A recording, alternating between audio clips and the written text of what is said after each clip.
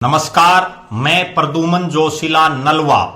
Rampura house, जिसका हरियाणा और राजस्थान की राजनीति में बड़ा दखल रहा है हमेशा से, और अहिरवाल के सबसे बड़े नेता के तौर पर रामपुरा हाउस के नेताओं को जाना जाता है, चाहे वो राव बीरेंद्र सिंह हो, उसके बाद वर्तमान में राव इंद्रजीत सिंह हो।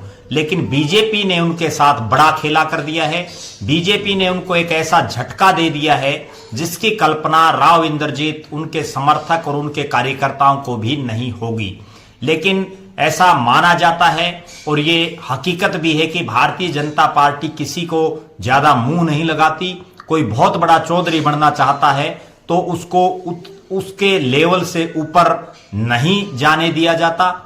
अब भारतीय जनता पार्टी ने वर्तमान में जो बहुत बड़ा खेला किया है वो कर दिया है राव इंद्रजीत और रामपुरा हाउस के साथ। जी हां, मनोहर लाल की सरकार में रामपुरा हाउस के नजदीकी राव इंद्रजीत के खासम खास ओम प्रकाश यादव को राव इंद्रजीत ने मंत्री बनवाया था और अड़ करके मंत्री बनवाया था। हालांकि डॉक्टर बनवारी लाल को भी विधायक और मंत्री बनवाने में राव इंद्रजीत का बहुत बड़ा योगदान है।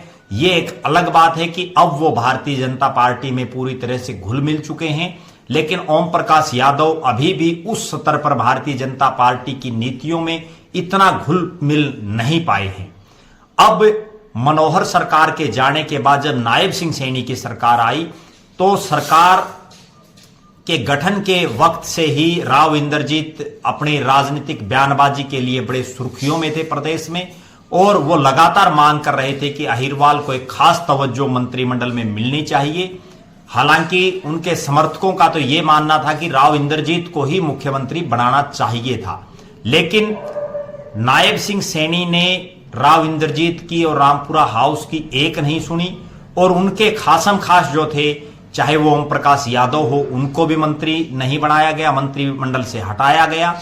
और उनके जो और खासम खास विधायक थे राव इंद्रजीत के अहिरवाल में भारतीय जनता पार्टी के, उन सब को दरकिनार करते हुए राजनीतिक उनके जो धुर विरोधी कहे जाते हैं अहिरवाल की राजनीति में, अभय सिंह यादव जो आईएएस से रिटायर्ड हैं, नांगल चौधरी के दूसरी बार लगातार विधायक हैं और पिछले दिनों वो भिवानी महेंद्रगढ़ लोकसभा से टिकट के लिए भी प्रयास कर रहे थे।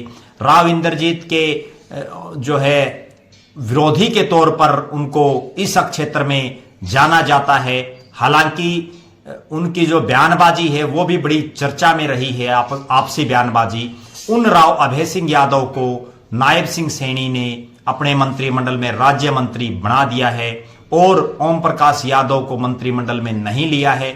इसके अलावा भी जो राव इंद्रजीत के कई खासम खास विधायक थे, उन सब की अनदेखी करते हुए अभय सिंह यादव का मंत्रिमंडल में बनाया जाना राव इंद्रजीत के लिए खतरे की घंटी है। अब देखना यह है कि राव इंद्रजीत जो अपने साथ उनके साथ जो बीजेपी ने और नायब सिंह सैनी ने एक बड़ा खेला किया है, उसका बदला क्या वो लोकसभा चुनाव में या आने वाले विधानसभा चुनाव में लेंगे, क्योंकि राव इंद्रजीत का रोहतक लोकसभा, भिवानी महेंद्रगढ़ लोकसभा और गुड़गांव लोकसभा क्षेत्र में अपना खासा एक वजूद है। वो जिसको चाहते हैं उसको जिता देते हैं, जिसको चाहते हैं उसको हरा देते हैं।